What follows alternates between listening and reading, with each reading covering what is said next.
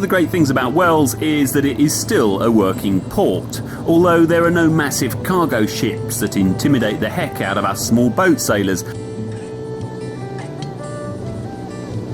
But it has lots of fishermen coming and going. Needless to say, they almost never slow down for smaller boats. But the wind farm support vessels always do. Lovely, lovely courteous chaps that they are.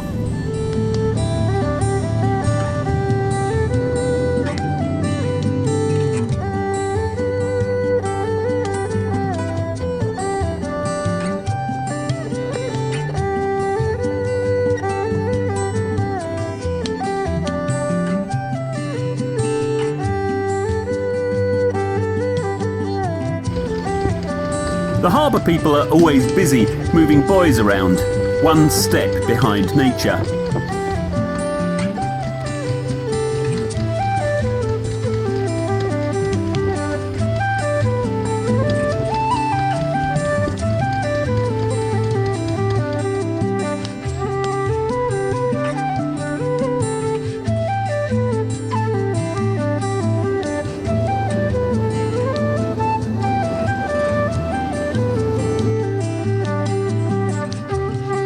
Then there's the dredger, which always has work to do, and even more to do after every spring tide or storm. And, of course, us pleasure sailors.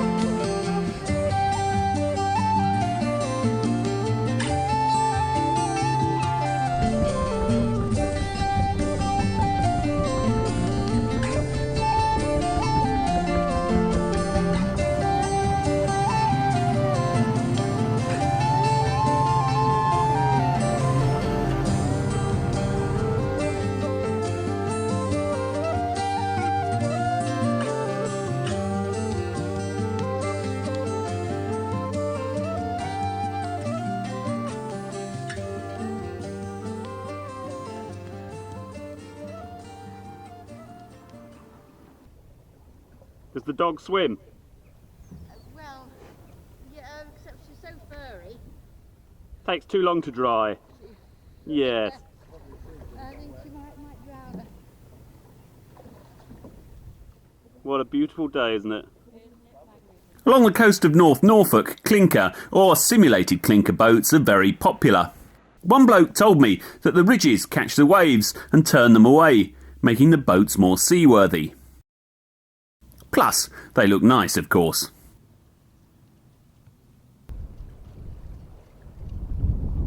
But down towards the east slip is the sailing club, and on the shore are some elegant slab-sided Sharpies.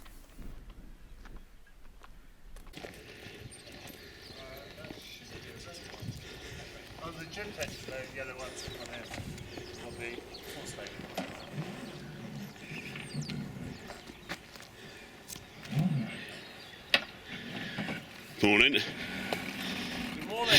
How are you? I've caught you sailing one now. God. Is this one yours? No, this belongs to Does it? Tim here. Tell me about them. Tell you about them.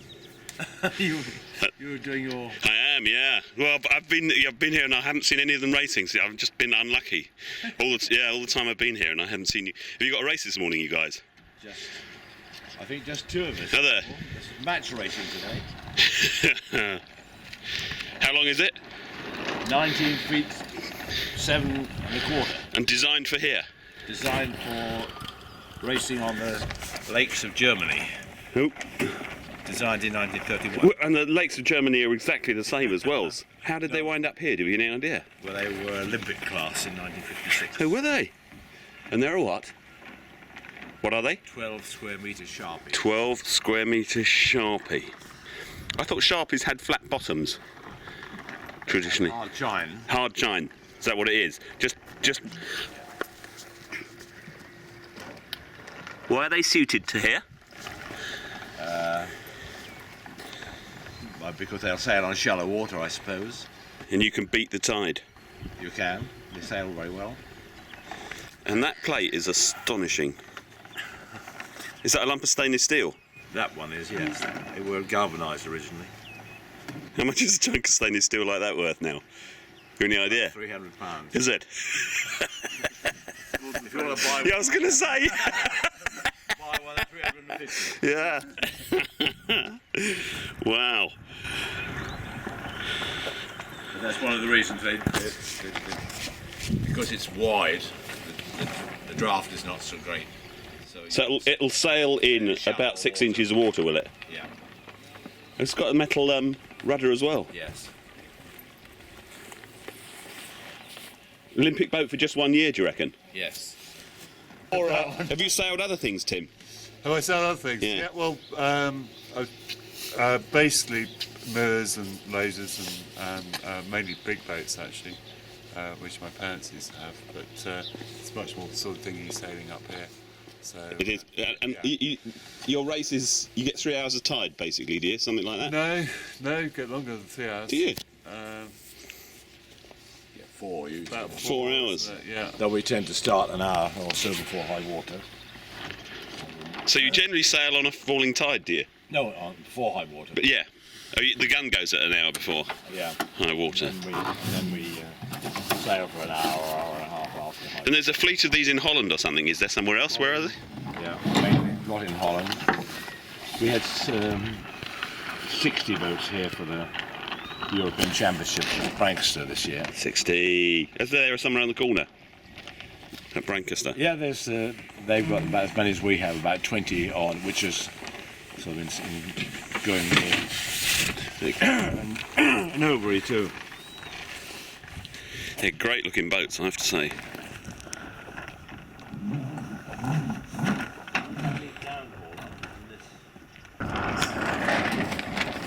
What do you think, Richard? I think so. Okay, we'll try that. Yeah. So how we try. Is it easy? Yeah, just untie it here and let's do that one. Just do that. Yeah. So how fast is this compared to kind of lasers and things? Laser 2 are faster, slower? The laser in a breeze were plain before this one. All right. Yeah, but normally these are faster than lasers. You know, they're single-handed lasers.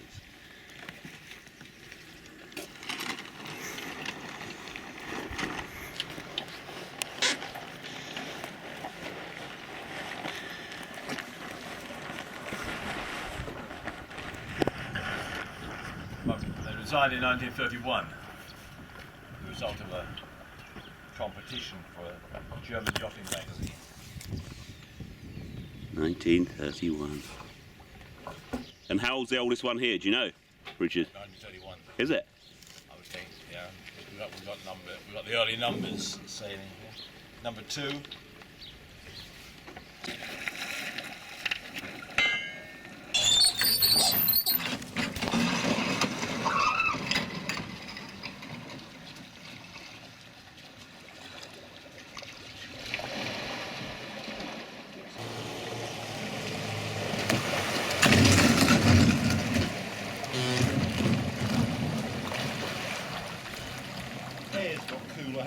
Given that some of these boats were built in the 1930s, they're in fantastic condition.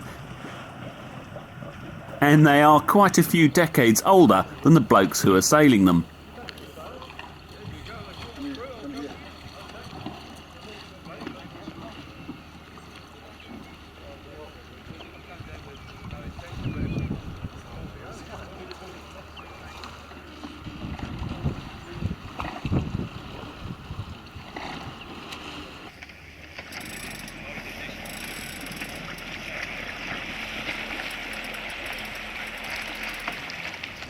The Sharpies can sail in very shallow water, close to the edge where the tide runs slower, and they also have that massive mane and the big genoa that provides all that drive to that long, sleek, shallow hull.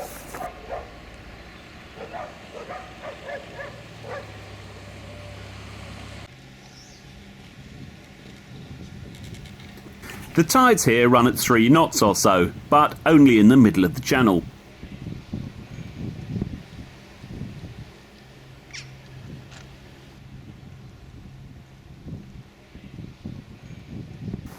These blokes know every eddy, every technique for cheating the tide.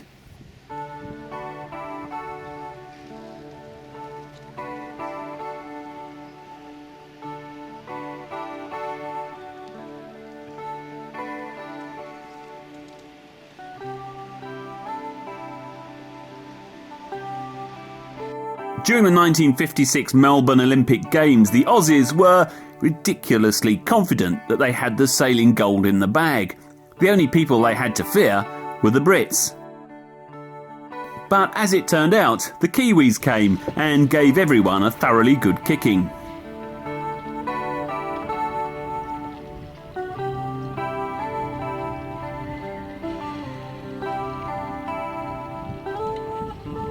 Races take place whenever the tide allows, so starts can be at any time from 8:30 in the morning through till 6 or 7 in the evening.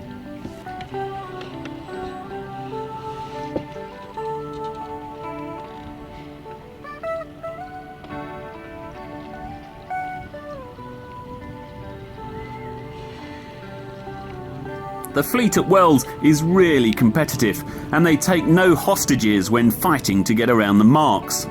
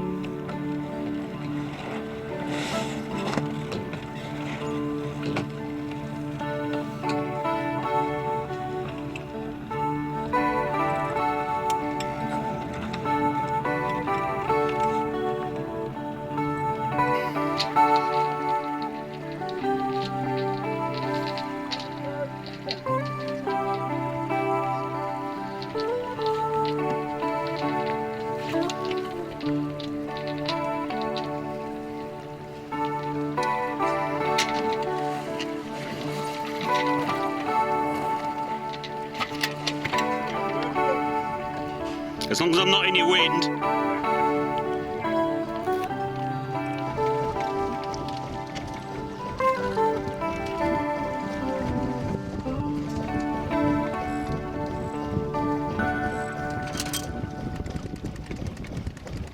There are 2 other fleets of Sharpies along the north coast of Norfolk.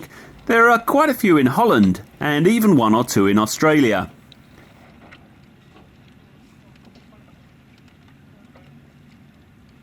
The 12-metre Sharpies were designed to make the most of that wondrous new material, plywood. They really are the forebears of the GP14s, Cadets and Enterprises that I sailed and built as a youngster. Great looking boat.